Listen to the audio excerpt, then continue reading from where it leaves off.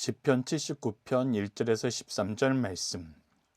하나님이여, 이방 나라들이 주의 기업의 땅에 들어와서 주의 성전을 더럽히고 예루살렘이 돌무더기가 되게 하였나이다.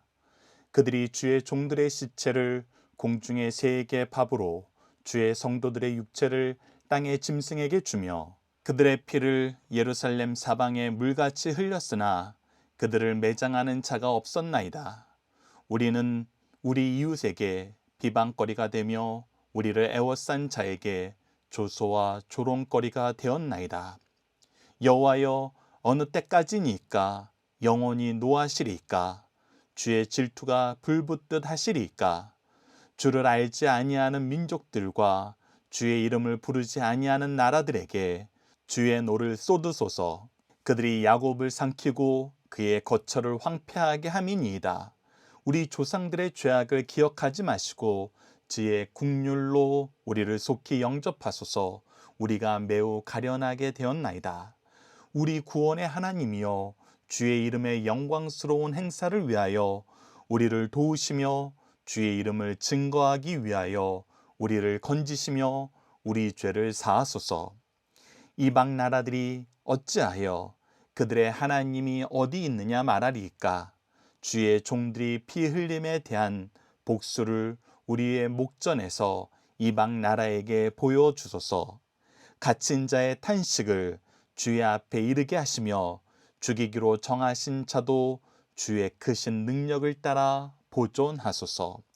주여, 우리 이웃이 주를 비방한 그 비방을 그들의 품에 7배나 갚으소서. 우리는 주의 백성이요 주의 목장의 양이니 우리는 영원히 주께 감사하며 주의 영예를 대대에 전하리이다. 아멘. 안녕하세요. 승리한상 가족 여러분, 그리고 강성성경 연구원 여러분. 이번 달은 시편으로 나누는 축복의 말씀으로 가정 예배를 나누고 있습니다. 오늘은 그 세 번째 시간으로 시편 79편 1절에서 13절 말씀을 함께 묵상하도록 하겠습니다. 첫 번째 가정 예배 시간에 말씀드렸던 것처럼 우리가 이번 달 가정 예배를 통해서는 16편 말씀을 통해서 복의 근원의 내용이 무엇인지, 그리고 57편을 통해서는 환난 때에 기도할 내용이 무엇인지, 79편에서는 심판 때에 기도할 내용이 무엇인지를 살펴보는 시간을 갖고자 합니다. 앞으로는 찬양하게 하심을 감사하는 내용과 자녀에게 주는 신앙의 유산에 대해서 시편 98편과 시편 112편을 통해서 살펴볼 것입니다. 오늘 본문 말씀인 시편 79편은 박유일 목사님의 구속사로 조망한 성경 연속 강해집 시편 강해집의 제5권에 기록되어 있습니다. 시편 강해집은 총 9권으로 완간된 상태입니다. 여러분들께서 본문 말씀을 좀 더 깊이 있게 살펴보길 원하시면 박유일 목사님의 시편 강해집을 참조해 주시길 부탁드립니다. 자, 오늘 본문 말씀을 보도록 하겠습니다. 오늘 본문 말씀은 총 3군데로 우리가 나누어서 볼 수 있습니다. 첫 번째 부분이 1절에서 4절, 두 번째 부분이 5절에서 9절, 세 번째 부분이 10절에서 13절입니다. 자, 첫 번째 부분은 다음과 같은 주제로 한번 말씀을 나눠봅시다. 첫 번째는 무엇이냐면 심판 때의 교회가 경험하는 것은 무엇인가요? 라는 것입니다. 자, 첫 번째 단락의 제목을 심판 때라는 제목을 붙인 이유에 대해서 여러분과 잠시 나눠보고자 합니다. 우리가 1절에서 4절 말씀을 보면 우리가 이것이 징계받을 때, 하나님의 심판 안에 있을 때의 말씀이 아니라 우리가 외부 세력에게 까닭없이 당한 그런 억압과 폭력에 대한 말씀인 것 같아요. 자, 1절 말씀을 보십시오. 하나님의 이방 나라들이 주의 기업의 땅에 들어와서 주의 성전을 더럽히고 예루살렘이 돌무더기가 되게 하였나이다. 특히 우리가 시편 16편 말씀을 통해서 하나님께서 내게 줄로 재어준 기업은 실로 아름다운 곳에 있도다 라고 얘기하면서 하나님께서 우리를 위해서 먼저 준비해 주신 곳이고, 그리고 성전이란 곳은 무엇이에요? 우리가 성도의 교제를 나누는 곳이에요. 하나님이 우리를 위해서 준비해 놓으신 축복의 역사를 맛보는 것이고, 우리가 하나님의 준비하심의 역사가 되어서 누구에게 축복의 역사를 전하는 곳이에요. 그래서 하나님의 역사가 너무나 활발하게 드러나고 너무 아름답게 드러나고 이 안에서 우리가 평안과 기쁨을 누리는 곳이에요. 그곳이 바로 교회이고 하나님이 우리에게 주신 일터의 모습이에요. 그런데 그곳이 어떻게 됐어요? 더럽혀지고 돌무더기가 됐다. 즉 완전히 무너졌다.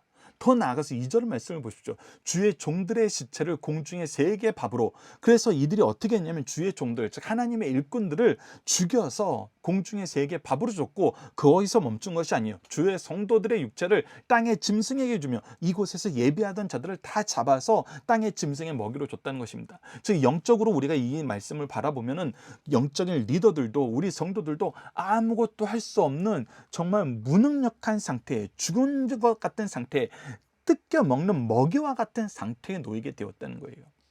그래서 우리의 모습이 어떻게 나타나냐면 3절을 보시죠. 그들의 피를 예루살렘 사방에 물같이 흘렸으니 그들을 매장하는 자가 없었습니다. 그리고 보통 사람이 죽으면은 그 죽음의 처지를 안타까워하면서 최소한 그들이 장례라도 치를 수 있게 도와주는 것이 인지상정이거든요. 특히 우리가 다윗 시대에, 솔로몬 시대에 이 교회를 중심으로 이스라엘 공동체, 하나님 나라의 백성들의 삶을 중심으로 그 주의 나라가 좋은 협력 관계 안에서 평안을 누리고 서로가 서로를 돕는 일을 얼마나 많이 했는지를 볼 수 있었어요. 그런데 지금 처절한 죽음 앞에 그들을 돕는 자가 없다는 것입니다. 그들의 죽음에 대해서 애통할 수 있는 이웃이 전혀 없다는 것입니다. 더 나아가서 애통하는 이웃이 없는 것뿐만 아니라 4절을 보면 우리 이웃에게 비방거리가 되며 우리를 에워싼 자에게 조소와 조롱거리가 되었나이다. 사실 우리하고 사이가 나빴던 사람들만 우리를 비방하고 조롱하고 조소를 보냈던 것이 아니에요. 우리와 좋은 관계에 있던 사람들도 비방하고 조소하고 조롱했다는 것이에요. 그래서 이 말씀을 보면은 이것을 심판대라고 부를 수 있나? 우리가 이것은 억울할 때 아닌가? 우리의 대적들이 강할 때를 얘기하는 것이 아닌가? 이렇게 얘기할 수 있어요.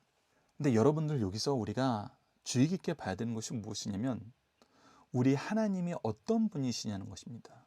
우리 하나님은 천지의 주제시오, 창조주시오, 전능하신 분이시오, 무소부재하신 분이시오, 모든 것을 아시는 분이시오, 우리의 구원의 날개시오, 구원의 산성이요, 우리의 영원한 기쁨 되시고 우리의 영원한 방패 되신 분입니다. 그리고 하나님이 그렇다고 우리에게 먼저 선언해 주셨어요. 근데 하나님이 전능하시다면은 어떻게 이런 일이 발생할 수 있겠어요? 하나님이 우리를 지키시고 보호하시는데 어떻게 이런 일이 발생할 수 있겠어요? 그런데 우리가 알다시피 이스라엘 역사에서는 이런 일이 발생했습니다.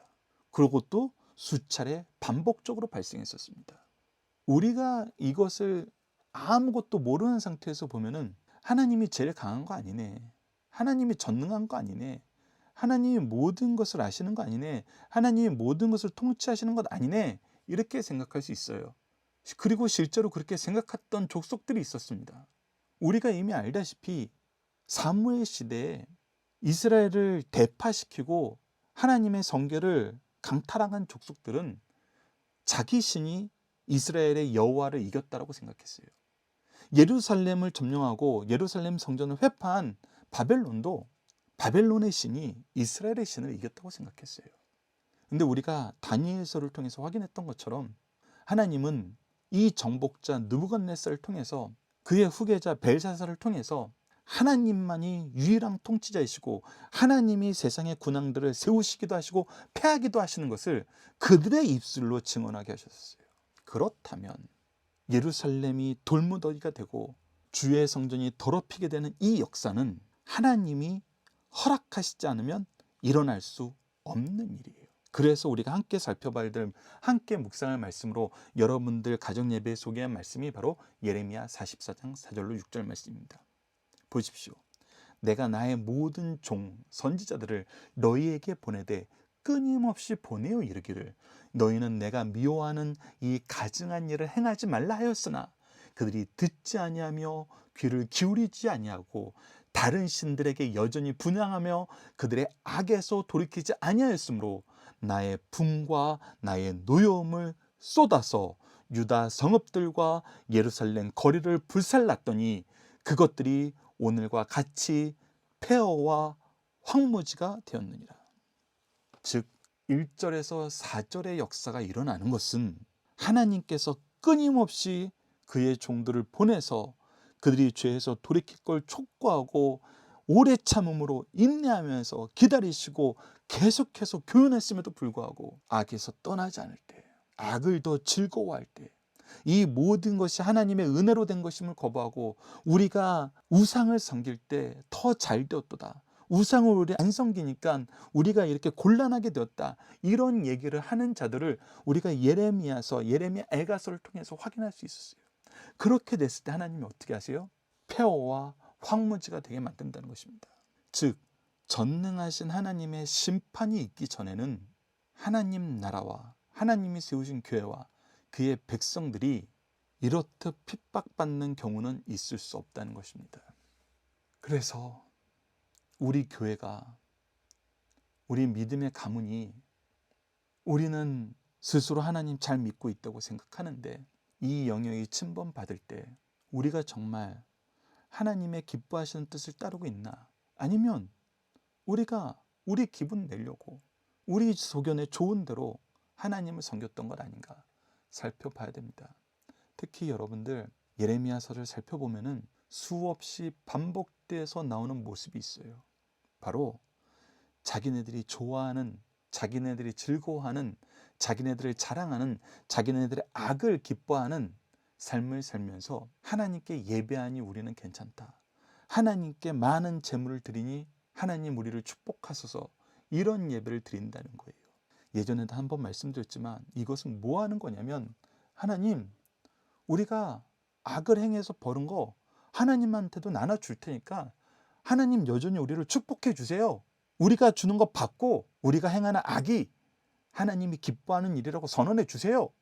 이게 말이 되는 것입니까? 그런데 이들이 이러한 예배를 드렸다는 것입니다.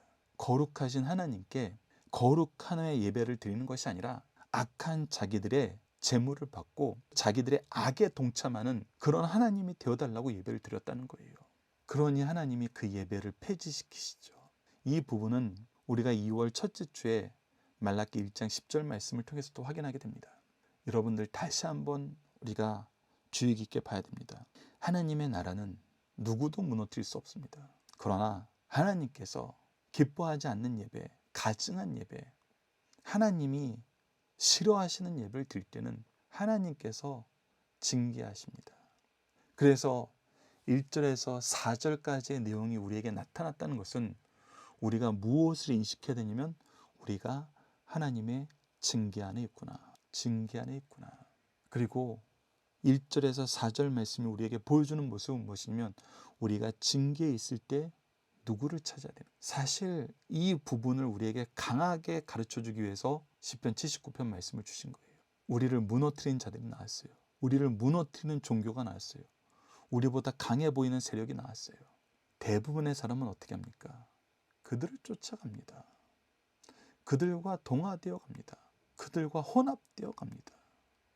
그러나 하나님을 신뢰하고 회개의 역사 안에 있는 사람들은 하나님을 찾습니다. 그래서 1절 하나님이여 이 외침이 더욱더 간절해지고 더욱더 많아지는 것입니다. 자, 그리고 계속해서 두 번째 단락도 보도록 하겠습니다. 두 번째 단락은 5절에서 9절 말씀입니다. 5절에서 9절 말씀은 심판의 때를 지내면서 성도가 잃지 말아야 할 것이 무엇인지를 묵상하는 시간을 갖도록 하겠습니다. 먼저 5절 말씀을 보시죠. 여호와여 어느 때까지일까? 영원히 노하실까? 주의 질투가 불붙듯 하시리까? 즉 우리가 절대 멈춰서는 안 되는 것이 무엇이냐면 하나님께 더욱더 크게 부르짖는 것입니다. 더욱더 간절하게 부르짖는 것입니다. 하나님께서 용서해 주시기를 더욱더 힘써서 간구하는 것입니다. 그래서 8절과 9절 말씀도 이어서 보십시오. 우리 조상들의 죄악을 기억하지 마시고 이것이 우리 조상들의 죄를 통해서 우리를 징계하시는 하나님의 심판의 역사임을 압니다. 그러나 이것을 기억하지 마시고 무엇을 주셔서 주의 긍휼로 우리를 속히 영접하소서. 우리가 이렇게 기도할 수 있는 이유는 뭐예요? 하나님께서 우리에게 이 긍휼하심을 주시겠다고 약속하셨기 때문이에요.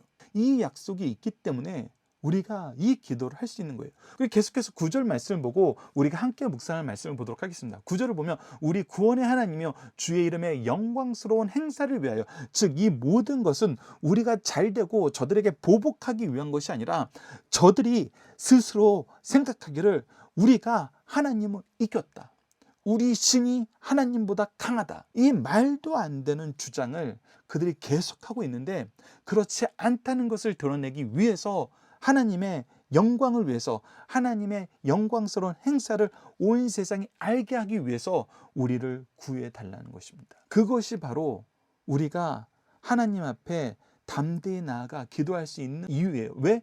하나님은 우리에게 긍휼하심을 나타내겠다고 약속하셨고, 하나님은 그의 영광을 절대로 빼앗기지 않을 거라고 우리에게 말씀하셨기 때문입니다. 우리가 우선 함께 묵상할 말씀을 통해서 이 내용들 보도록 하겠습니다. 예레미야서 33장 3절을 보십시오. 너는 내게 부르짖으라 내가 내게 응답하겠고 내가 알지 못하는 크고 은밀한 일을 내게 보이리라. 하나님께서 우리가 기도할 때 우리에게 응답하시고 그 기도를 통해서 하나님의 놀라운 역사, 크고 은밀한 역사를 우리에게 알게 하시겠다는 거예요. 우리가 죄악 때문에 심판 가운데 있지만 우리가 하나님께 부르짖을 때 그의 긍휼하심으로 하나님의 구원의 역사가 어떻게 성취될지 알려주세요.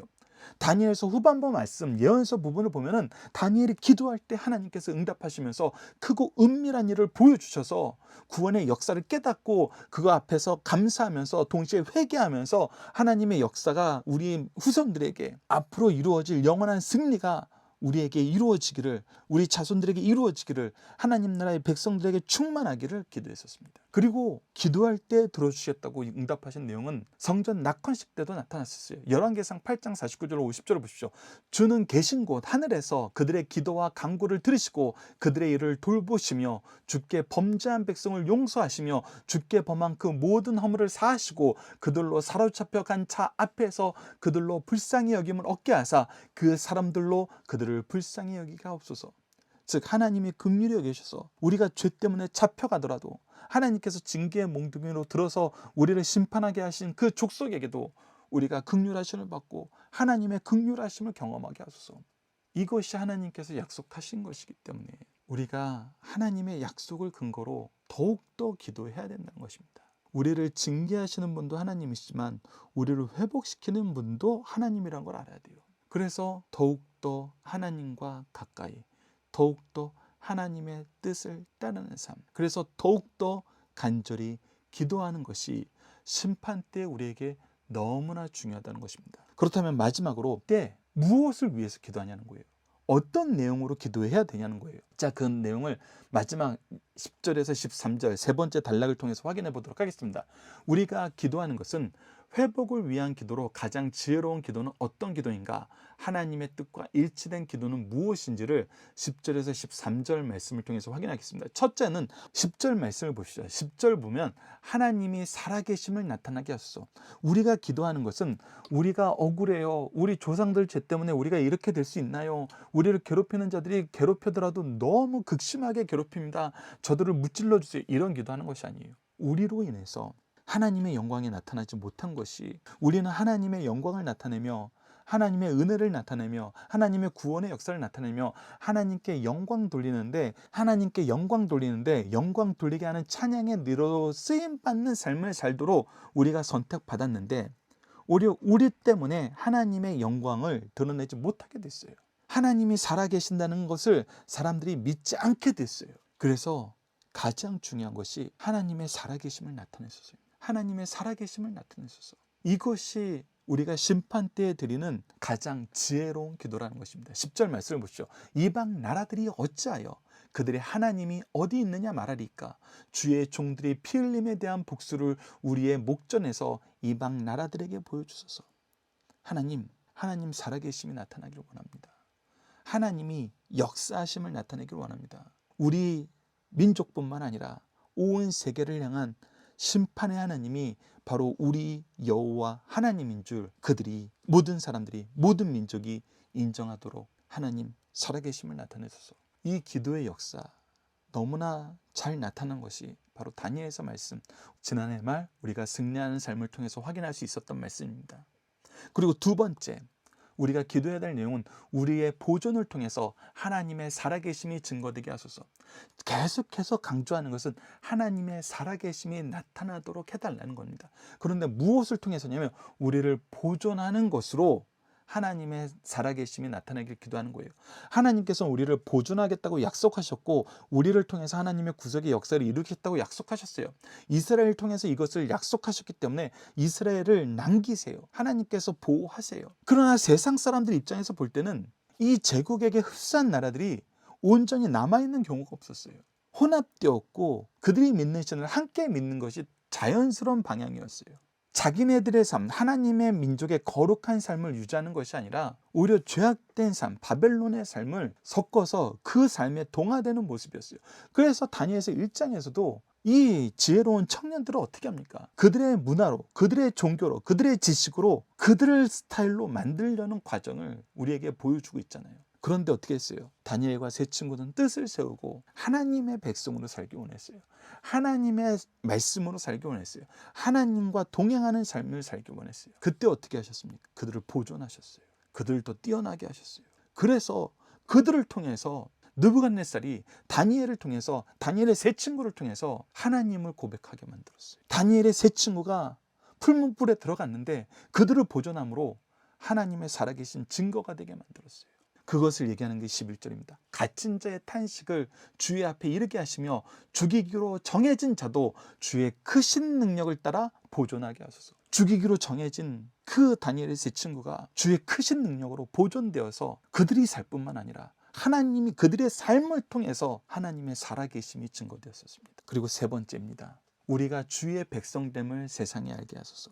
단순히 살아있는 것으로 끝나는 것이 아니라 저들은 주의 백성이다. 주님께서 저들을 지키신다. 13절 말씀을 보십시오. 우리는 주의 백성이요 주의 목장의 양이니 우리는 영원히 주께 감사하며 주의 영예를 대대에 전하리. 하나님의 백성이 되어서 하나님의 백성됨의 증거로 하나님께 감사하며 하나님의 영광을 대대에 증거하는 삶을 사는 것으로 하나님의 살아계심이 온 세상에 알려지게 하소서. 이 부분에 대해서 우리가 너무나 잘 알 수 있는 말씀이 바로 이사야서 61장 9절 말씀입니다. 우리가 자주 나누는 말씀 중에 하나죠. 그들의 자손을 문나라 가운데 그들의 후손을 만민 가운데 알리니 무릇 이를 보는 자가 그들은 여호와께 복받은 자손이라 인정하리라. 즉 우리가 하나님께 복받은 자손들이란 거, 복받은 가문이란 거, 복받은 민족이라는 거, 복받은 백성이라는 거, 복받은 일꾼이라는 거를 여호와께서 증거해 주신다는 거예요. 무엇을 통해서?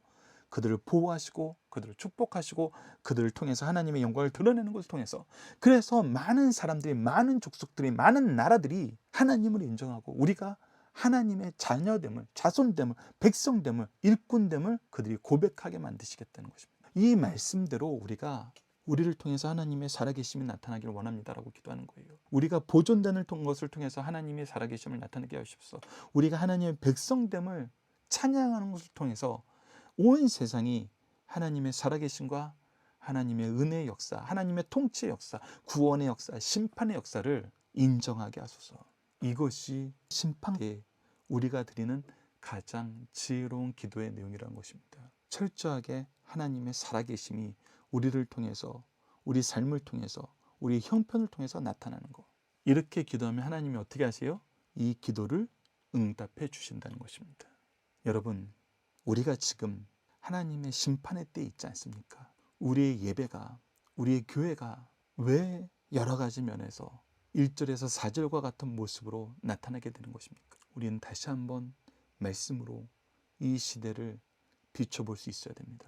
그리고 이 말씀이 지금 우리 시대의 모습이라면 우리는 오늘 본문 말씀에서 나타났던 것처럼 하나님의 살아계심이 나타나도록 기도하고 이 기도의 응답에 쓰임받는 일꾼이 되어서 하나님이 기뻐하시는 일이 우리를 통해서 나타나도록, 우리를 통해서 속히 나타나도록 기도하면서 이 기도의 역사를 경험하는 승리한산 가족 여러분들, 강성성경연구원 여러분을 되게 기도합니다.